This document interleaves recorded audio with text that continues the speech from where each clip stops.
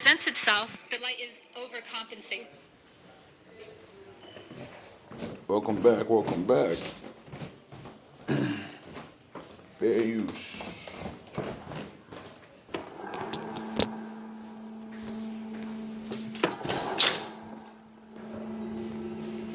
The hidden teachings of Jesus. He says, "Do not suppose that I have come to bring peace to the earth.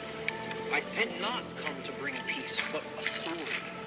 For I have come to turn a man against his father, a daughter against her mother, a daughter-in-law against her mother-in-law. A man's enemies will be the members of his own household. Anyone who loves his father or mother more than me is not worthy of me. Anyone who loves his son or daughter more than me is not worthy of me. And anyone who does not take his cross and follow me is not worthy of me. Whoever finds his life will lose it, and whoever loses his life for my sake will find it." There is no figure throughout history who has been more contended than the historical figure of Jesus of Nazareth. From his name to his life and teachings, literally everything about this archetype has been debated and studied through every filter one could use to analyze, be it theosophical or forensic. Depending on which belief system we adhere to, or which mystery school we have come from, we will no doubt see the Christ figure through a different set of eyes.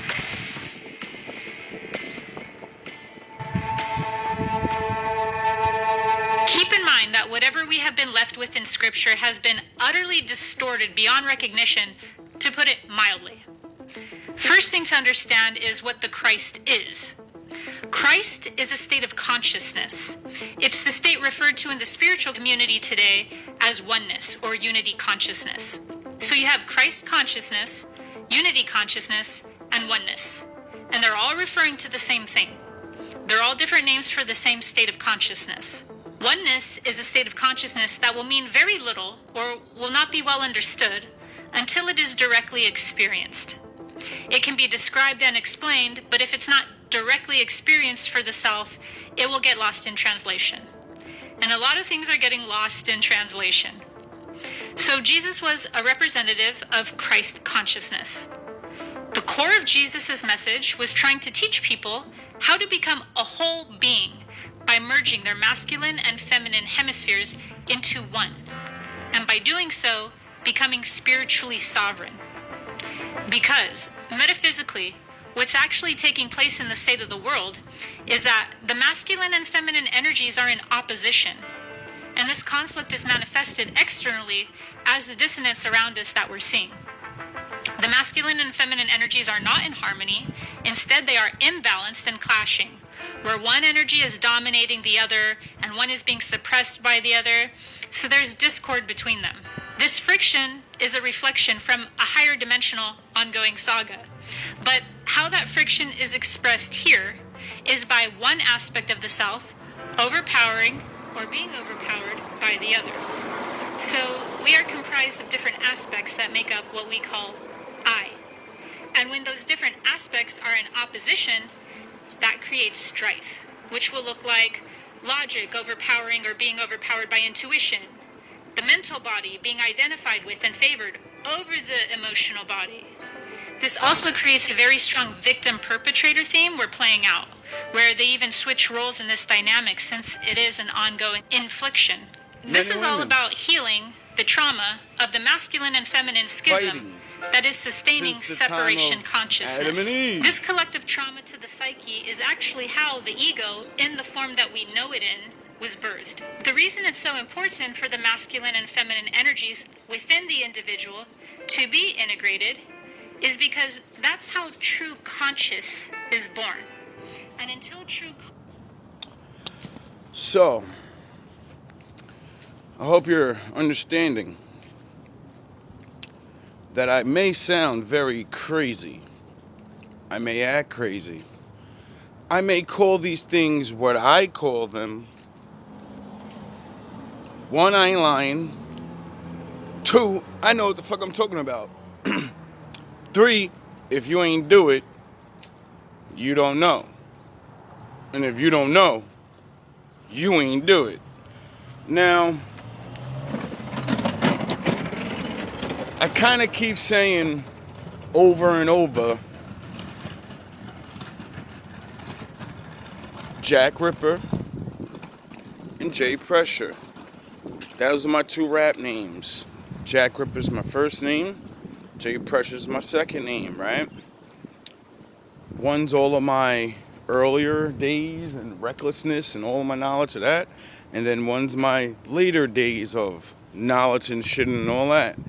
And when I realized I was trying to be better than myself, I said, no. How about we merge? And that's what I did. And that's when my raps excelled. Thank you, Gail. So as I understood that, I also understood that deep within me, these names that I give in myself in rap were my personality. It was what I was going through and what I thought at that time, everything. So I would, like I said, give your ego a name and a job, and it has less time going rampant, running around in your fucking life, making you do dumb shit that you've already been doing. Conscious is born. A being does not have free will. So, let me break this down. The lessons native to this dimension all revolve around becoming a sovereign being. We do this by fusing our masculine and feminine hemispheres into one. That's our ability to reason, our ability to discern, not get sucked into groupthink, be able to filter information through one's own intellect and not blindly accept, set boundaries, and defend oneself from aggression with the intuitive abilities of the heart center, such as creativity, compassion, receptivity, nurture, intimacy, and intuition. When we have embodied and brought these 2 energies into balance, we are activating conscious. That's the ability to think, feel, and take actions from our wholeness. And that is what gives us free will, to actually choose, to truly choose. Because until we have conscious, we're making choices from a place of default, or what is known as karma. The flesh. We aren't at the capacity to truly access all of our free will because we don't even have access to all of our being. Karma is the default settings of this reality. Now, when you hear me call you children, and I say you fucking troglodytes, you motherfucker, when I get on Vegeta mode, it's because I have learned to, be grown. And when you're around children and they act like children, but they're full-grown adults, you get very mad. You'll say no. Because of all the adults that are around you. They're not adults. They got $1 million jets. They got whatever the fuck they got. I don't give a fuck. You people really let,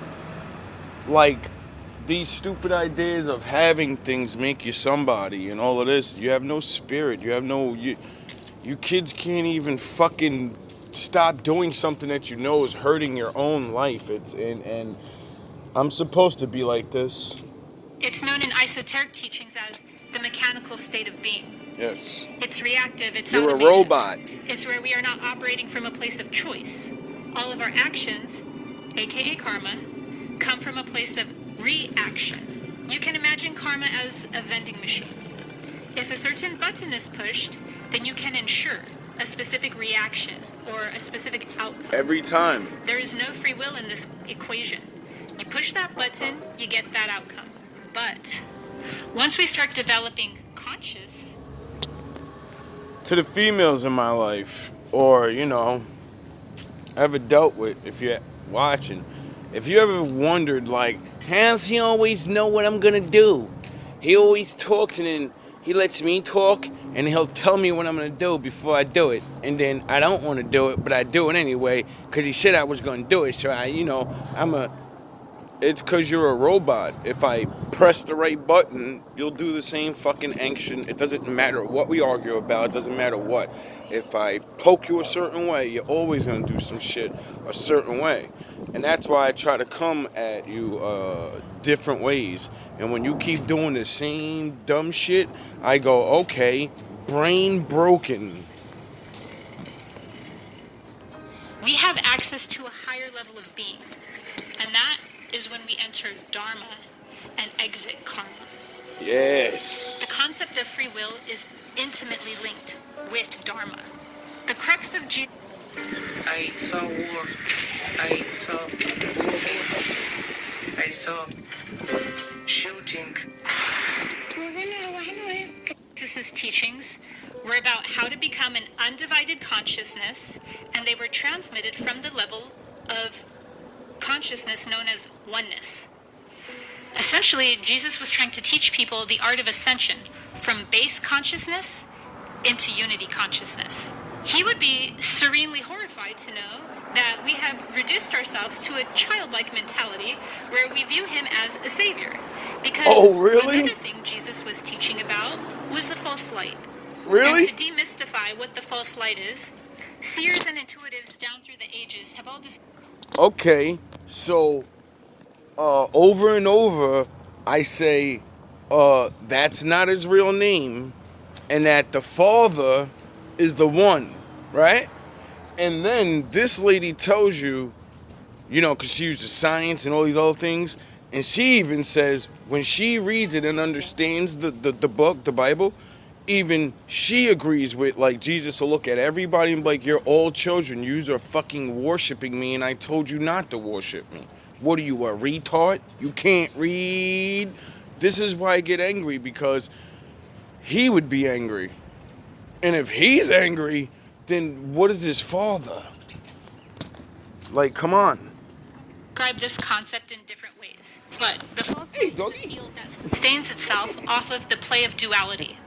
And one of the biggest ways it keeps itself intact is by keeping people in the state of spiritual amnesia, so that we are worshiping it. Any being that we are giving our energy or worship to, or that we are interacting with in a childlike way, is coming from the false light. Yes. A being who honors your free will and does not usurp your divinity would never interact with you in that way.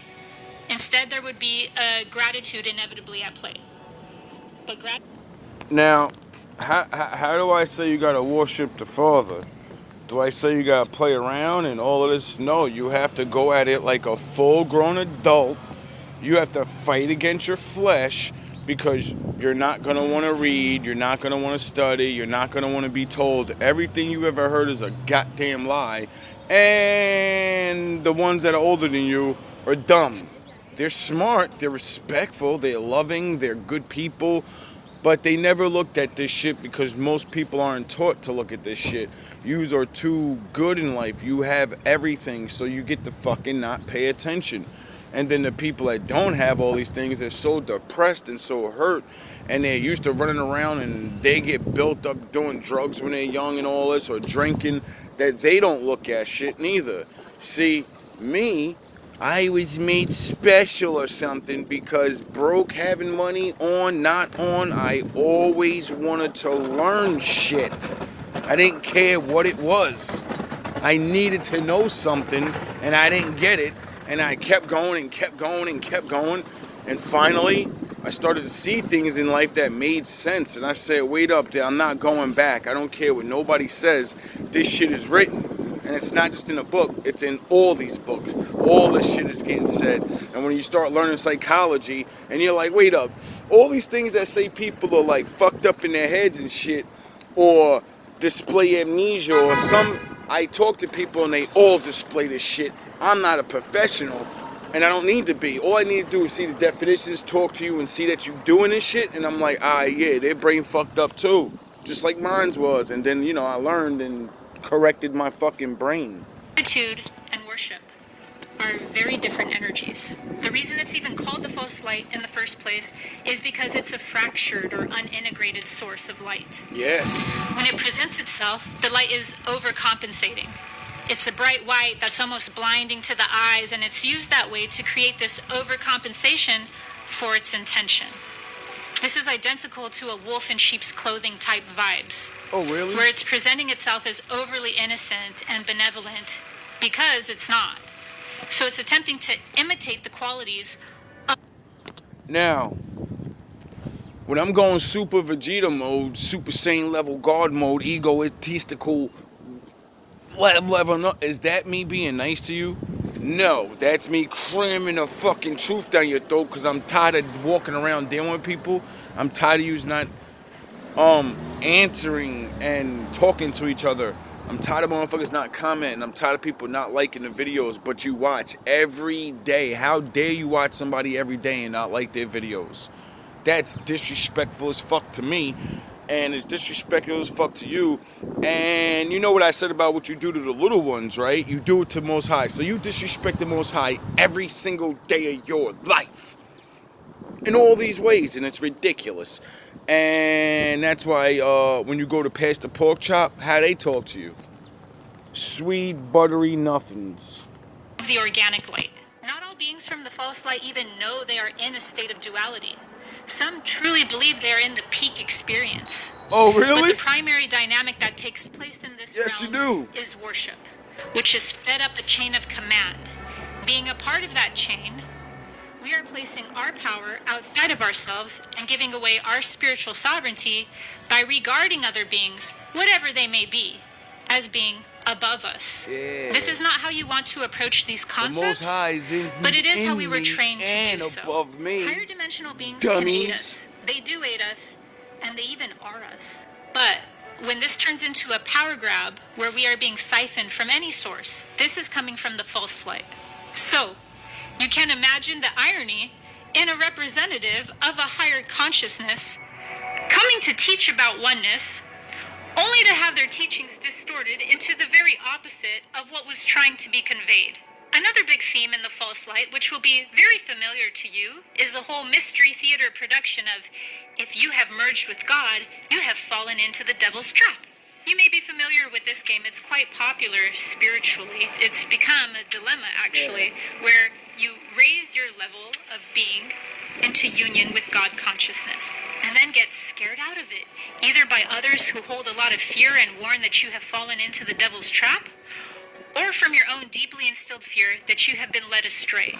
Either way, a major theme in the false light is a lot of fear regarding oneness or God consciousness being a trap. And it's perceived as a trap when you're at the level of being that believes God is something outside of you or above you, and that you are below it simply because you opted to be in a human experience right now, playing by the rules of this human experience. Because frankly, there's not an understanding of nuance yet regarding this state. So it's literally made out to be the devil. In fact, all of spiritual evolution is just about mastering nuance, because as you do that, you shift.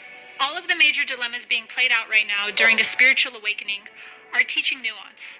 Okay. And the more you can learn nuance, the more consciousness blossoms. The less nuance is recognized and learned, the less consciousness can blossom. Understanding nuance is so important because that's one of the main reasons why things get lost in translation and spiritual truths are not understood. There is a name for when you can master nuance, and it's called deliverance. Jesus is viewed from the third and the fourth dimension as a savior. The fourth dimension is special in the sense that it is the widest of the energetic domains. It has the largest bandwidth of frequency of all the dimensions inside this universe. It has such a broad range of subset realities and such a rich playing field that if there were only one thing to take away from this, it would be that the fourth dimension is entirely composed of subset realities. It is the most multidimensional of the dimensions. So it can actually be broken up into the lower fourth dimension and the higher fourth dimension due to how many levels co-inhabit this bandwidth of space and time, yet have vastly contrasting and defining characteristics. The clearest illustration of this contrast is our concept of heaven and hell. The hell realms and the heavenly realms all reside inside the fourth dimension. That's right. Heaven and hell aren't as far removed from one another as we may think they are. They both occupy different levels of the fourth dimension. It's your mind. The majority of our belief systems, especially all religious belief systems, dimension's are your mind. located and occupy some level of the channels within the fourth dimension. They cannot go any higher than the fourth dimension because they are a subjective subset reality that does not accurately reflect the truth of our eternal and infinite nature. They are a mental construct of some kind that is given its own energetic parameters to play out each belief system at different levels in the astral plane. But they are still real to a certain degree. Our thoughts and energy and the amount of attention that we feed into these belief systems. Any questions, Chris? All good. Thanks, Mom. That's what brings things to reality. You.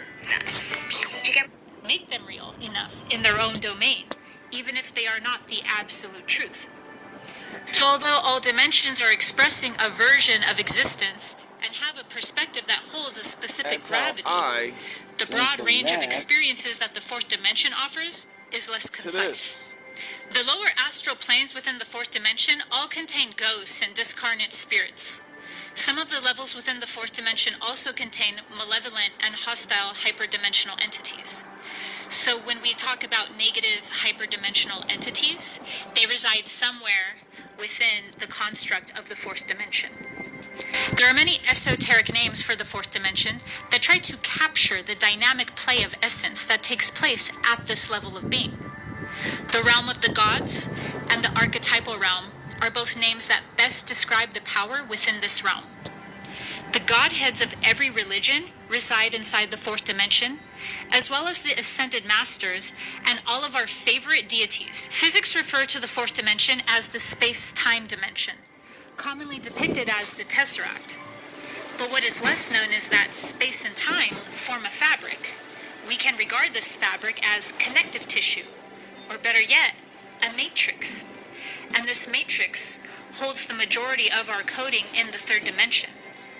So not only does it hold the energetic blueprint for our physical incarnation, known as the etheric template, but it also is where the chakra system is projected from. Chakras are a fourth dimensional projection overlaid onto our energy field. They emanate from the fourth dimension and are reconfigured into a one system heart center at a certain point during our own evolutionary process. All of the places a shaman traverses to heal the soul are located somewhere within the fourth dimension. Whether it's journeying into the underworld to break contracts, or retrieve an aspect of the soul in the state of soul loss, to recalibrate the chakra system of an individual, or to invoke the assistance of a nature spirit, and so forth. The protocols and methods that shamans utilize for healing, as well as the altered states of consciousness that the shaman journeys to on behalf of the soul, both engage with the fourth dimension. The fourth dimension is the phase of consciousness where universal consciousness starts to really fragment. Fragment to the extent that the concept of God and the devil enter the scene. Beyond the fourth dimension, the being we know as God is known as Source or universal consciousness. However, the lower in dimensions we go, the more condensed of a wavelength we experience, meaning the more separate, dense, and divided of an expression consciousness manifests as. And this division applies even to Source. So the fourth dimension is where Source fragments into the duality of God and the devil. But in this case, the devil is simply the shadow of what we know as God.